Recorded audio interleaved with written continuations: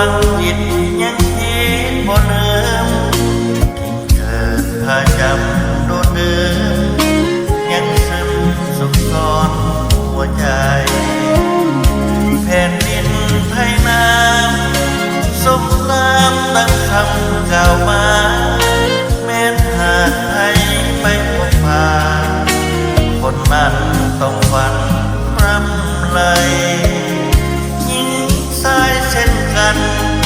เพียงผ่านยิ่งต้องติดใจเราเอาเปี่ยมล้นน้ำใจเลื่อมใสไม่ตรีต่อกันไกลเพียงใดสวดมนต์ให้หวังอะไรยิ่งไกลพาใจวันเหมือนดังนิมนต์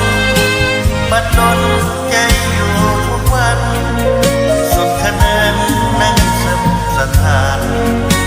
ทั้งวันแอบนั่งอยู่ลา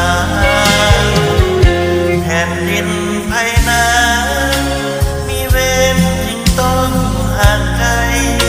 แม้ห่างน้องเพียงแต่กายจิตใจบ่ได้ลาลาคิดถึงทุกวันเพียงจันทร์เมืองหลวงพระบางสุดหัวหาเมื่อมาไกลห่างบ่อยากโอ้เมืองไทยนา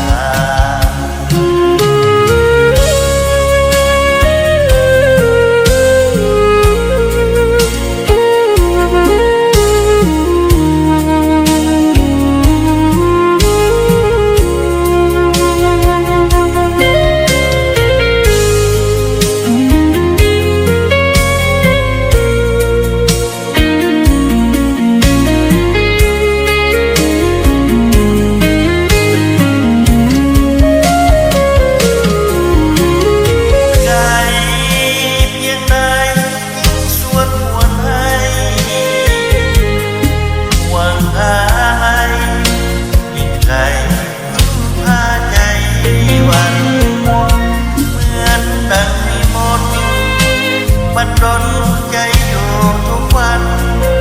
สุดขนึงนั่งสถานทั้งวันยามนา